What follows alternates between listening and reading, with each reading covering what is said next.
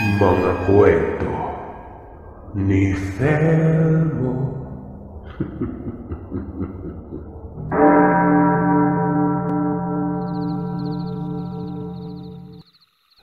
Mapagpalang araw sa inyo, Sir Seth. Tawagin niyo na lamang po ako sa pangalang Andrew. Magka-40 na. At ang karanasan na ito ay nangyari mahigit 20 taon na ang nakakalipas. Noong mga panahon na ito, nauso na mga text-text na yan. Nasa kolehiyo ako noon. Mga basic phone pa lamang ang uso. Mga group text, group messages, clan, textmates. Sa mga nakaabot pa ng mga basic phones, alam niyo ang mga sinasabi ko. Isang araw ay nakatanggap ako ng text galing sa isang babaeng tawagin na lamang natin sa pangalang Lucina. O diba, pangalan pa lang, parang aswang na. Hindi ko alam kung paano nakuha ni Lucina ang number ko pero nang sabihin niyang taga-kabilang bayan lamang siya. Siyempre natuwa ako. Kinilig. Lagi akong nagpupuyat. Lagi ding nagpapaload para lamang makausap ito. Kapag wala ang mga magulang ko sa gabi ay nagkakaroon ako ng pagkakataon na makatawag at makausap si Lucina ng patago. Strikto po kasi ang mga magulang noong mga panahon na yon. Tsaka siyempre nagpupuyat din ako, sir. Tapos papasok pa ng maaga. Sa madaling salita ay kinapuyatan ko na ang pakikipag-usap kay Lucina. Ewan ko ba, ito din ang weirdo sa babaeng ito. Hihintayin ko pa talagang sumapit ang mga pasado 5:00 ng hapon bago ito magte-text. Hanggang sa magdamagan na yung usapan namin yan. Kapag umaga naman, kahit good morning wala. Doon umiikot ang ugnayan naming dalawa. Hanggang sa isang araw, nagyaya ito. Kaarawan umano ng lola niya. Wala daw siyang ibang bisita, kundi ako lang. Ako naman tuwang-tuwa. Kaya naman noong araw na yun ay nag-ayos talaga ako. Nagkita kami ni Lucina sa may bayan. Napakaganda niya. As in typical na yung tipo mong babae. Yung tipong unang tingin ko palang mukha na siyang mabango. Nabuhay ang pagkatao ko sa kanya. As in literal. Papanong ang babaeng ito ay wala pang kanobyo-nobyo. Baka kung sakali, di ba? Ako yung maka-jackpot dito. Aasawahin ko na to kaagad, Sir Seth. Namasyal pa kami ng konti sa bayan. Sa kadahilan ng 5:00 pa umano ng hapon ng selebrasyon. Malakas ang kabog ng dibdib ko kasi nagpapakita talaga ng motibo si Lucina. As in, aakbay, hahawak sa braso. Ilalagay niya ang ulo niya sa balikat ko. Wala kaming ginawa sa bayan noon kundi maglakad-lakad. Nagutom pa ako noon gawa ng hindi ako nananghalian. Akala ko kasi, diretso na kami sa bahay nila. Niyaya ko siyang kumain pero ayaw niya. At nung mag-4 na nga ay sumakay na kami ng tricycle noon. Bumaba sa main road. Saka pumasok sa barangay na parang napakaliit ng kalsada. Yung parang lakaran lang ng mga tao. Sabi ni Lucina, sa likod daw kami na bahagi dumaan. Sa kadahilan ng mas malapit ito sa bahay nila. Kesa sa pasukan kami ng barangay dadaan nun, kailangan pa umano naming maglakad at tumawid sa ilog. Habang naglalakad, napansin ko na bakit parang ilang minuto lamang kaming naglalakad pero yung tipong ang bilis magdilim. Tsaka ang bilis kong mapagod. Kung hindi lamang hawak-hawak ni Lucina ang kamay ko, baka umatras na ako nun. So ito na nga. Totoo pala talaga ang sinasabi nila na makakaamoy ka ng masangsang na amoy bago ang sakuna nun. Nung una, Akala ko talaga ay may patay lang na hayop na nangangamoy doon sa may lugar na yun, pero napansin ko na, mas lalong humigpit yung pagkakakapit sa akin ni Lucina. Sabi ko, jackpot. Pero pagkarating namin sa may bandang maisan na na-harvest na, bigla na lamang nagsibagsakan ng mga natitirang mga puno. As in yumuko lahat mula sa dulo na akala mo ay merong malaking bagay na gumugulong nun. Lalong bumaho ang paligid at walang ano-ano ay tumalon bigla ang, alam niyo na, gaya ng mga kwentong aswang nyo. Aso. Malaking asong nangangamoy galis. Galisin pero literal na malaki na halos muntik nang maging kasing laki ng kalabaw. Ang parang mainhin na si Lucina ay biglang nagmura nun. Para siyang nagwawala na hindi ko maintindihan. Hindi siya nagulat o natakot sa nakita, pero alam mo yung iritable siya, yung naiinis. Habang umaangil ang aso ay hindi inaalis ni Lucina ang tingin niya dito. Maya-maya ay tumitig sa akin yung aso. Akma itong lalapit habang napapansin ko na namumula ang mga mata nito. Humarang si Lucina. Lucina! Umalis ka dyan! Baka makagat ka!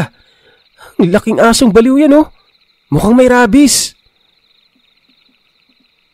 Nang akma ko nang hawakan si Lucina para sana hatakin siya na umalis na, bigla niyang kinabig ang kamay ko. Nagiba ang ugali niya. Para bang napakatapang.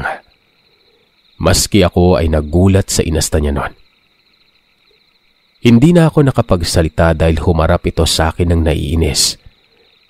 Sabi niya, tumakbo na umano ako. Tumakbo na kami. Hahatakin ko na sana siya ulit pero bigla niya akong tinulak. Dahilan para tumakbo na ako. Nung una, naririnig ko pa ang mga yapak ni Lucina pero noong lumiko na ako at lumingon para tingnan siya, nawala na lamang ito bigla. Nung akmang babalikan ko na si Lucina,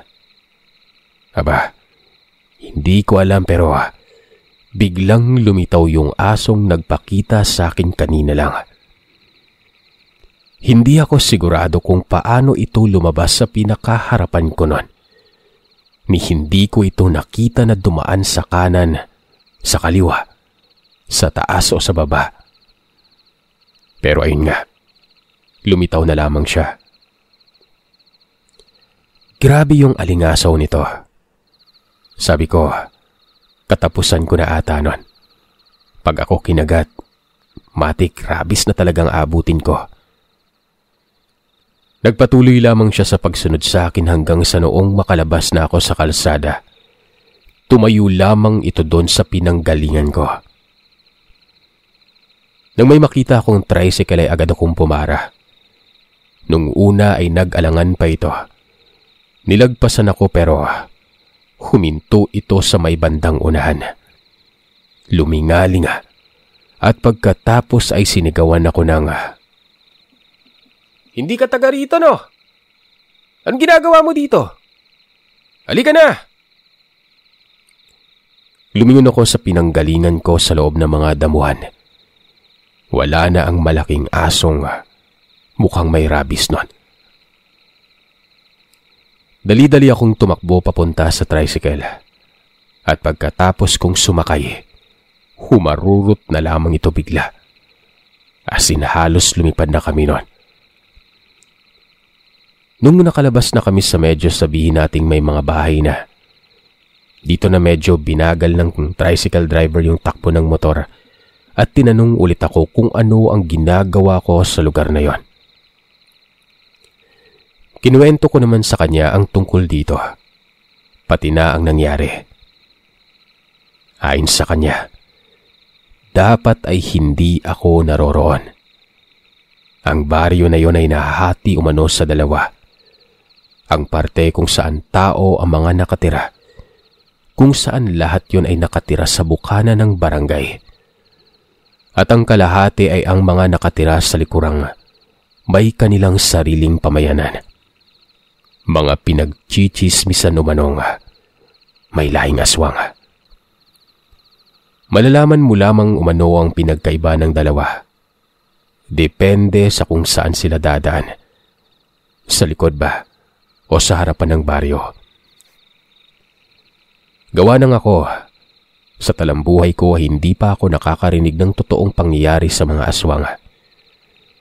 Medyo nangilabot ako kasi nga naman may mga barangay na pinaghihinalaang ganun sa bayan namin, pero syempre sa edad ko na yun, Sir Seth, maniniwala pa ba ako? Pagkarating ko sa bayan, nakatanggap ako ng text mula kay Lucina. Meron na kasing signal nun. Ayon sa kanya ay nakauwi na umano siya. Mag-iingat umano ako at mag-usap na lamang kami kapag nagka-oras o kapag nagkaroon din siya ng sapat na signal doon sa tinitira nila. Doon din ako takang-taka, Sir Seth.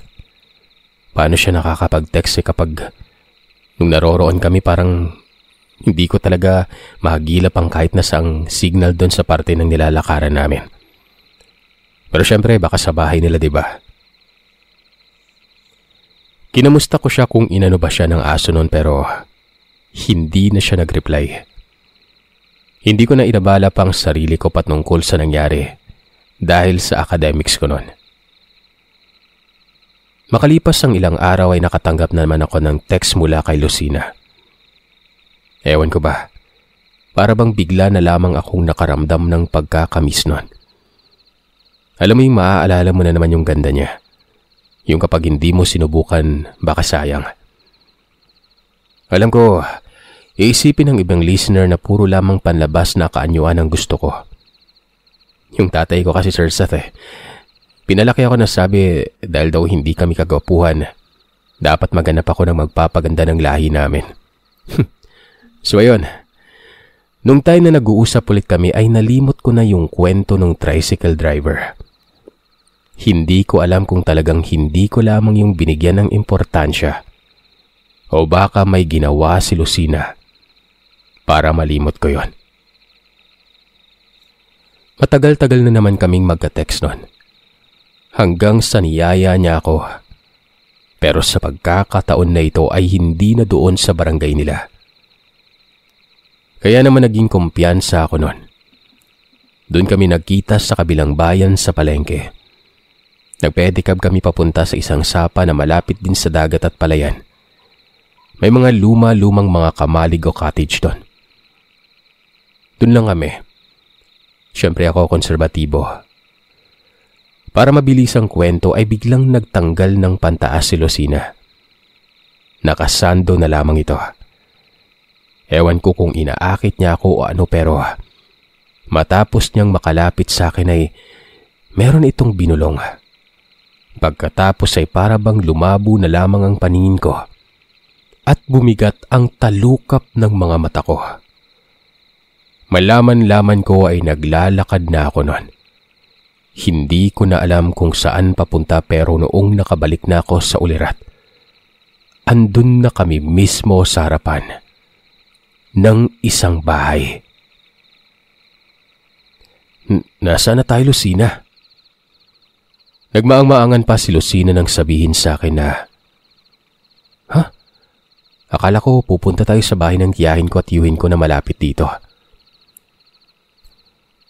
Para bang naalala ko na hindi ang sinabi niya na ito, Sir Seth. Literal na nahipnotismo talaga ako noon. Pumasok kami. Pagkarating naman ay takang-taka ko kasi maraming handa. Prutas, gulay. Hindi naman yung tulad sa ibang kwento na mga karne-karne. Tapos yayang gawin na talagang ipinagpasalamat ko na lamang. Pero kumain lamang ako ng kumain. Parang wala ako sa wisyo na sumusunod sa kanya. Sigurado akong gulay ang kinakain ko noon. Dito ay unti-unti na para bang nagising ako. Hindi ko alam kung pampasama o pampaayos ng ulirat ang kinain ko, pero pakiramdam ko Nalipasan lamang ako ng gutom nun. Maya-maya pa, pagkadighay ko, gising na yung diwa ko. Nakahawak na maigi sa akin si Lucina. Maraming tanong ang mga tiyuhin at tiyahin niya. Tiningnan ko ang oras. Magdadapit hapon na. Tinanong ko si Lucina kung hindi pa kami uuwi nun. Ang sagot niya, maya-maya na umano. Maghahapunan pa umano kami doon dahil kumatay umano ang kanyang tiyuhin ng masarap na mainit-init pa. Na ito na nga, karne. Kinapa ko ang cellphone ko para mag-text o i-update ang mga magulang ko kung nasaan niya ko noon. Walang signal. Hindi naman katakataka. May mga parte naman na ganun sa probinsya namin. Ibinulsa ko na lamang ang cellphone ko. Nagpatuloy pa kami sa pag-uusap nun. Hanggang sa walang ano-ano ay sinabihan ako ng tiyuhin niya na samahan umano siya. Kukuha umano kami ng karne sa likod ng bahay. Yung kinatay niya. Sumunod naman ako nun. Sa likod bahay nila ay naroroon ng maliit lang na parang kamalig o bahay-bahay na pagbukas mo. May mga nakasampay na mga karne. Bukod sa merong sariwang bagong katay lang, merong mga tapa na. Naitanong ko naman kung buti hindi nasisira ang ibang karne na sariwa pa pero meron pa akong nahawakan na mainit-init pa nun. Sagot naman niya, hindi naman. Ginagawa naman umanong tapa o hindi kaya ginagamit na pinapain sa mga bayawak. Medyo malaki ang karne na binuhat namin pero mainit-init pa ito. Parang bago pa kahit na wala naman akong nakita o narinig na kinakatay kanina. Sa kalagitnaan ng pagbubuhat namin ng karne, meron akong narinig. Alam mo yung boses ng batang umiiyak. Napalingon ako sa pinanggagalingan ng iyak nun. Sa dulo ng taguan ng karne, may napansin ako na isang kumpol na mga sako na tila ba may gumagalaw doon. Parang hindi nagsisink in sa akin kung ano ang nangyayari sa kadahilan ng, di ba, dapat ang lahat ng nasa loob ng taguan patay na. Pero bakit may nakasako? Bakit may gumagalaw? Bakit may umiiyak? Hindi ko alam kung napansin ba ako ng tiyuhin ni Lucina pero bigla na lamang akong tinapik at sinabing ilatag na namin sa lamesa ang karne para makakuha na ng parte na lulutuin nun. Nang ilatag sa lamesa, sabi ng tiyuhin, ako na ang humiwa sa bandang tiyan. Umalis ito, pabalik sa may taguan ng karne nun. Tamang-tama namang pagkabalik niya ay may nahiwa na ako. Ibinigay ko sa asawa niya at binalik na namin ang karne sa loob. Nagulat ako ng pagkapasok namin doon. Wala na yung mga sakong may laman sa dulo. Hindi ko alam kung saan yun pero mabilis lang kami doon. Umalis na kami at agad-agad niyang sinarado ang pintuan. Wala naman akong naaamoy na malansa o ano na kahina-hinala pero matapos kong makita yon ay hindi ako mapakali. Dahil sa pamilyar at alam ko naman ang lugar ay naisip ko na sana matext ko man lamang ang mga kakilala ko kasi ang pagkakaalam ko kapag ginabi pa kami doon ay mahihirapan na kaming makahanap ng masasakyan pa uwi. Sabi ko, lalabas muna ako. Maghahanap ng signal. Hindi naman nila ako pinigilan, Sir Seth. Kaya hindi din ako kinabahan pero yun nga, madilim na rin ang paligid nun. May ilaw naman sa labas ng bahay pero alam mo yung bulb na dilaw na mababa lamang yung watts. Ganon. Naglakad ako ng naglakad hanggang sa, ayun, nagka-signal. Isang bar pero inunti-unti ko pa ang paglalakad hanggang mga ilang metro na ang layo ko sa bahay. Magte-text na ako noon, Sir Seth. Pero bigla na lamang akong nakaamoy ng pamilyar na hindi kaaya-ayang alingasaw nun. At bago pa man ako makariak, ilang patak ng mabahong likido ang dumampi sa bato ko. Naisip ko pa na, ano ba yun? Uulan ba? Pero ang baho ng likido na yun eh. Para akong binuhusan ng isang tabong dagta. Pagkatingala ko, alam kong madilim pero ang isa sa pagkakamaling nagawa ko ay itutok ang cellphone ko noon sa may itaas. Ilang pulgada lamang sa pagitan ko ay yung aso. Yung asong kawangis nang nakita ko noong pupunta kami sana sa bahay nila Lucina. Napasigaw ako. As in tinodo ko yung sigaw para marinig ako nila Lucina noon.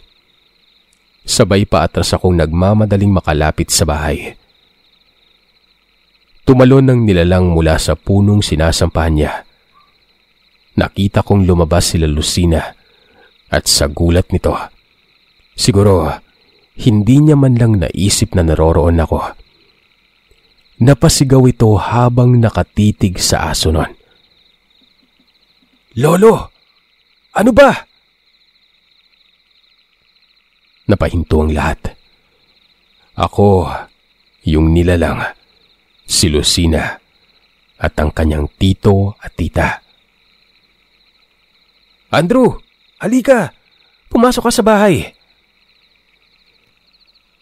Naglakas loob akong tumakbo papasok pero nagulat na lamang ako nang biglang tumalon sa pagitan ko at sa pagitan ng bahay na papasukan ko yung nilalang. Hindi makagalaw ang lahat.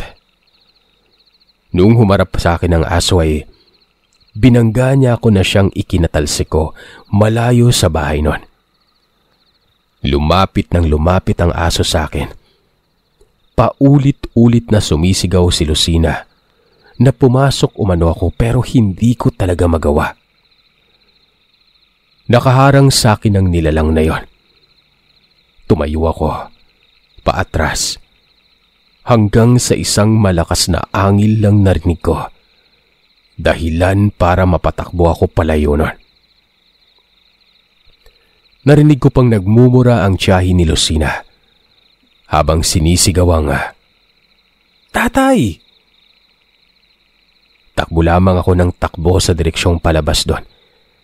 Nakikita ko pa rin ang nilalang na humahabol sa akin pero hindi niya ako naabutan. Para bang sinasadya niya. Parang nasa likuran ko lamang siya. Nang makalagpas na ako sa isang lote na may pabo, dun na ito huminto. Tumakbo ako ng tumakbo hanggang sa makarating ako sa maraming kabayan. At nang makakita ako ng isang tindahan na marami-rami pang tao, ay huminto akong humihingal nun. Tiningnan ko ang signal. Meron na. Tinext ko ang pinsan ko kung pwede ako magpasundo sa kanya. Nag-reply naman ito.